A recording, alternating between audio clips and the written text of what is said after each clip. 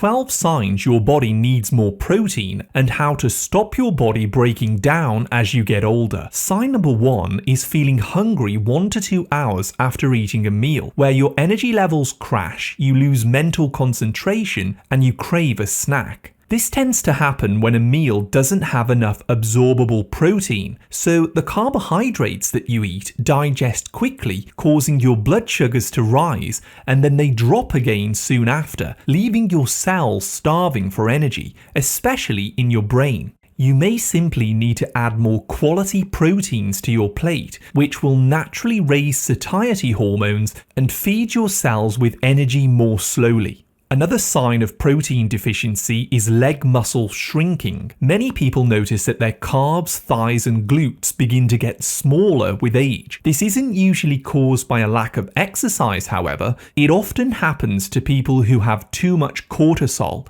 Cortisol is a catabolic stress hormone that breaks muscle tissue down. Adding more protein to the diet, however, can help to build those muscles back up. But more on this later. Number 3, the joints can start clicking or cracking. You may begin to notice your knees, shoulders, hips, or even your breastbone making an audible cracking sound as you move the joint.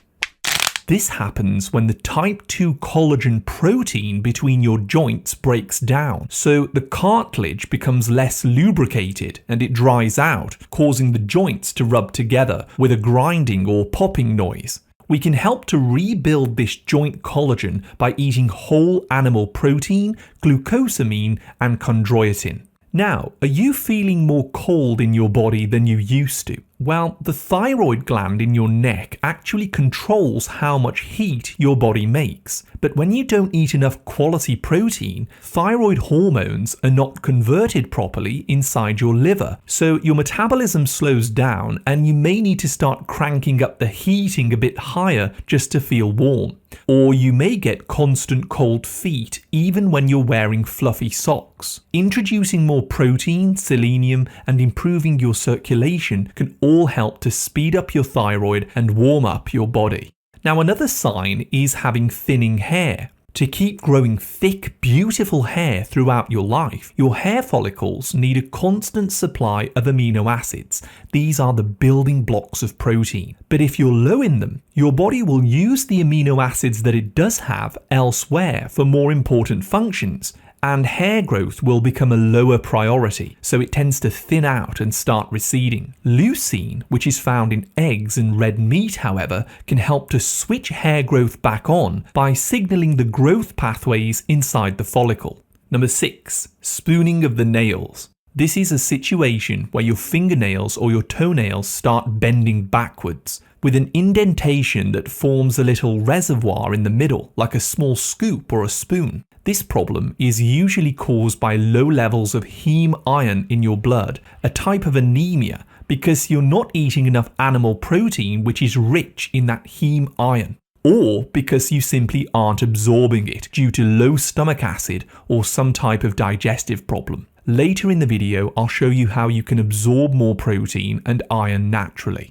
But first, let's look at another sign which could be a loss of appetite. You might notice that older people who have digestive problems tend to lose their appetite, and they feel full very quickly as their metabolism slows down. This usually happens because their stomach acid is too alkaline, or they become deficient in digestive enzymes, so their bodies are finding it hard to absorb proteins from their meals as they age. And then there's losing your motivation. Did you know that protein is needed by your brain to build neurotransmitters like serotonin and dopamine? But if you aren't eating enough of it, you might start to feel emotionally flat or numb, with a lack of motivation or get up and go. Or you may stop looking forward to things anymore because your brain simply isn't making those reward chemicals. This can also manifest as poor sleep and anxiety in some people, since we need tryptophan from protein-based foods to make sleep hormones. And now we have a simple test, creasing of the skin. If you gently pinch the skin on the back of your hand and the fold stays creased for more than 2 to 3 seconds, even when you're fully hydrated and have had enough water, this can mean that the collagen protein fibers in your skin are thinning out, and the deeper layers of your skin are losing their elasticity. The reason that some people's skin is aging faster than others may simply be how much protein that they're consuming and, more importantly, absorbing. There's another test you can do for shin pain. Your bones are made up of about 30% protein, which acts like a scaffolding for minerals. But if you're low in protein, the inner structure or the foundation of your bones becomes thin and fragile. Try pressing your finger into your shin. If you feel a deep bone soreness or a pinpoint-like ache, it could potentially mean that the protein in your bones is a little bit weaker than it should be. And this is often caused by taking too many antacids or poor protein absorption. Many people find that higher doses of vitamin D3 can also help with this situation. Getting sick too often. Your white blood cells and your immune system need all sorts of nutrients to work properly, such as vitamin C, zinc, vitamin D, etc. However, if you're noticing lots of the signs that we've already talked about today, and you're also getting sick more than 3 times a year, you may be a candidate who will benefit from eating more red meat, which is rich in glutamine, one of the most important protein building blocks needed for bodily repair and protection against illnesses. And we also have poor grip strength. Your grip strength is one of the clearest indicators of overall muscle and protein status in the human body. Try gripping something heavy like a full kettle or opening a tight jar lid.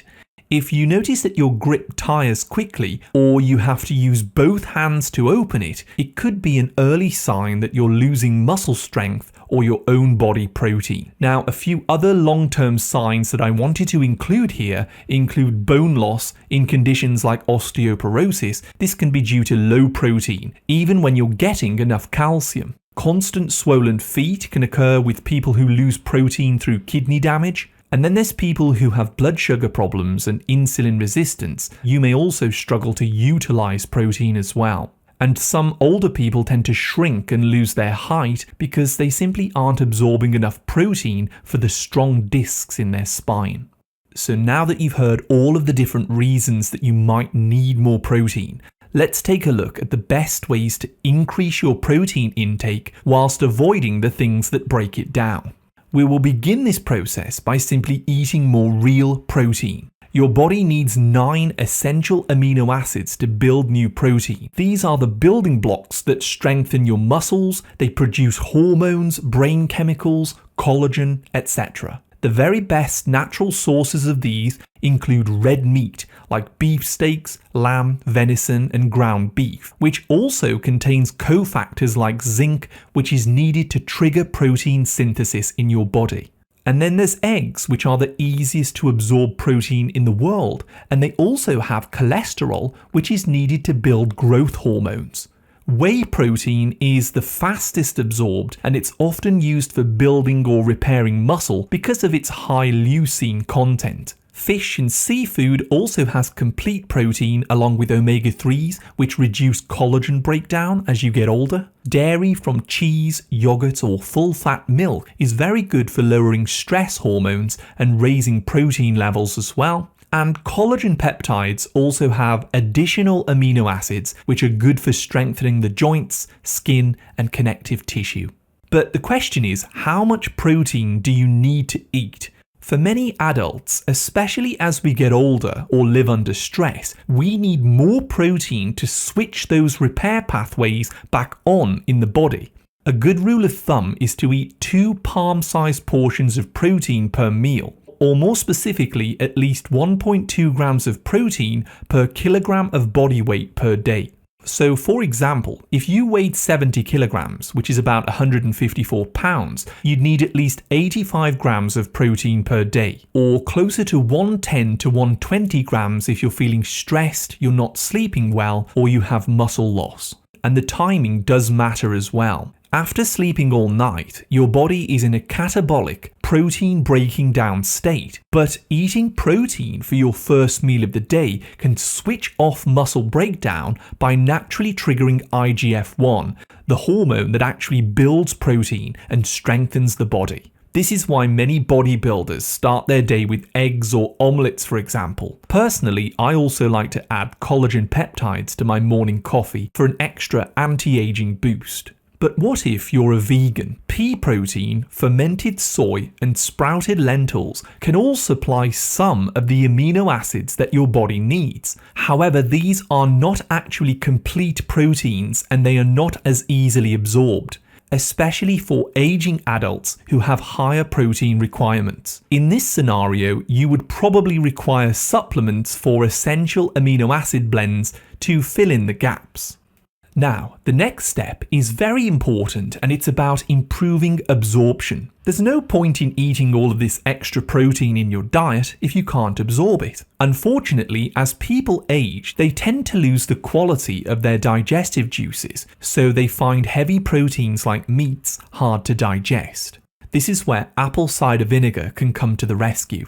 Simply drink 1 tablespoon of apple cider vinegar mixed in a tall glass of water before each meal. The acetic acid strengthens stomach acid quality and also triggers the release of digestive enzymes which help your body break down and absorb proteins to repair and strengthen the body. You'll soon notice that your energy levels increase after using this for just a few days. Sea salt is also very important, because salt provides sodium, which is needed for the transporters in your gut to move amino acid building blocks where they need to be to produce hormones, brain chemicals, collagen, keratin, and other proteins. So start sprinkling Celtic sea salt or pink Himalayan salt on your meals to boost absorption. And don't forget about bitters. If you have a fatty liver, you're overweight, or you often get indigestion after eating saturated fats, I would personally recommend eating more bitter vegetables to stimulate bile release. Some good bitter foods include radishes,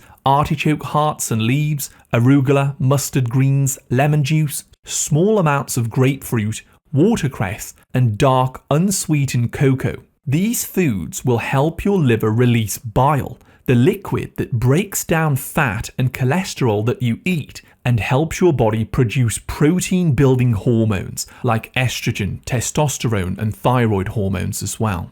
And finally, we need to reduce those catabolic hormones. These are the hormones that break protein down in your body, especially in the muscles, skin, and the joints. The absolute most important way to do this is by increasing your sleep. Aim for at least 7 hours of deep, quality sleep per night to naturally lower cortisol. If you have trouble, consider using a magnesium glycinate supplement before bed to help you relax. Or if you're constantly anxious at night and overthinking, you may want to read my 12-step guidebook on how to unlock peace from anxiety. I'll put a link down below for that.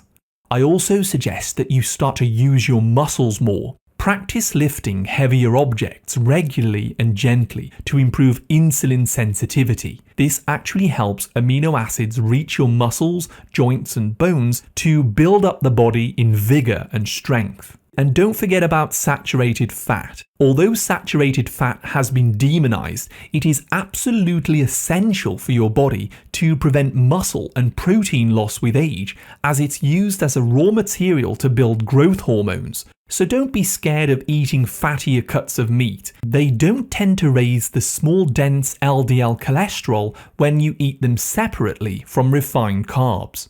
There are also some optional supplements that you may find useful. I've chosen these ones for simplicity for those of you who want an extra protein boost. You may want to look into collagen peptides, which are very good for your connective tissue. Also, essential amino acid blends are very easy to absorb. Around 5 to 10 grams a day can trigger protein synthesis in the body.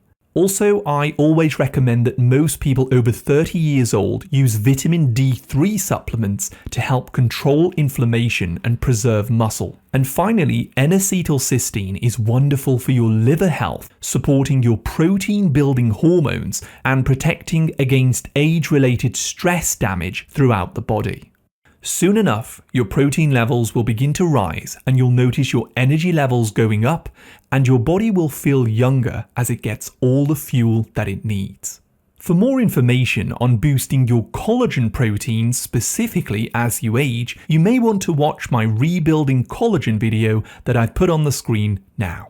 Thank you so much for watching. I wish you great health, wealth, and happiness.